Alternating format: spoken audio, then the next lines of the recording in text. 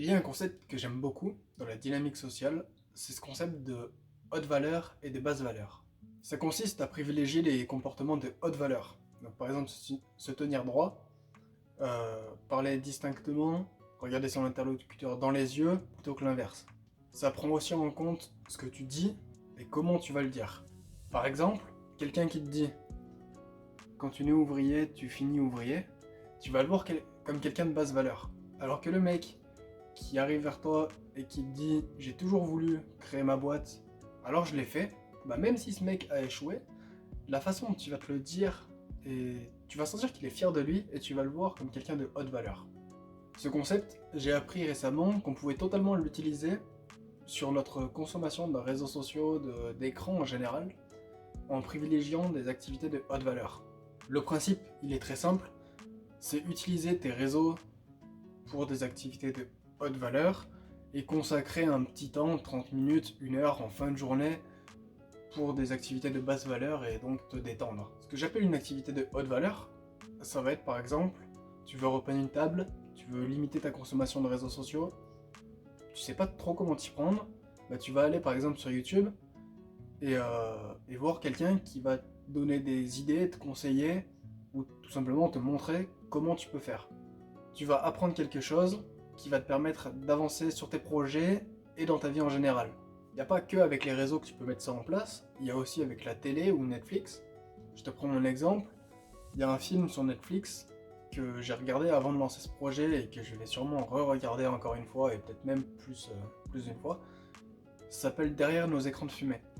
C'est un film documentaire qui fait intervenir des personnes qui ont travaillé pour les réseaux et qui ont quitté leur boîte pour alerter sur la manipulation qu'il y a derrière.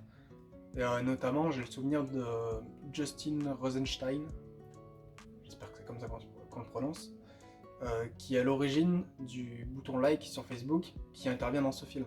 Regarder ce film, donc c'est regarder Netflix, mais pour moi c'est une activité de haute valeur, puisque dans ce film, je vais apprendre quelque chose sur un domaine qui m'intéresse, je vais pouvoir partager ce que j'apprends et appliquer aussi ce que j'ai appris du film.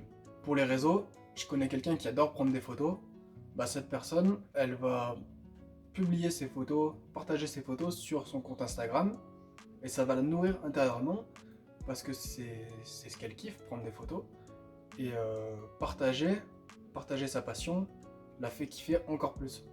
Il faut que ça soit sa principale activité sur ce réseau. Si c'est poster une photo par mois, et ensuite passer son temps à scroller son fil d'actualité tous les jours, ça va pas le nourrir intérieurement et c'est pas une activité de haute valeur. Si tu dessines, partager tes dessins, partager tes créations sur un compte Instagram, ça peut être un moyen d'utiliser correctement ce réseau.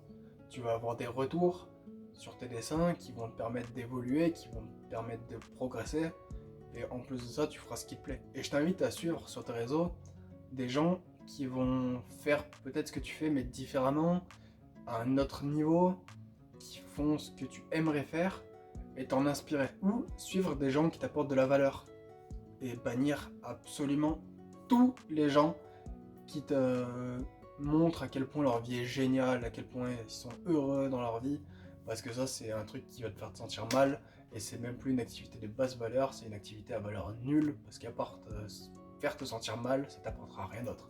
Donc mon conseil, privilégie des activités de haute valeur qui vont t'apporter quelque chose dont tu vas pouvoir te servir. Ensuite, tu peux passer à des activités de basse valeur en fin de journée, et là ce serait plus pour du divertissement pur et dur, et pour te détendre à la fin de ta journée.